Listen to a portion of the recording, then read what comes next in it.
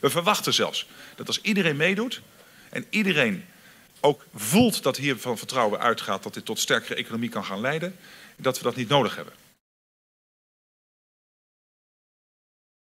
Het is natuurlijk wel een beetje uitstel van executie. Maar ja, hopelijk wordt het dan, als de economie wat beter draait, dan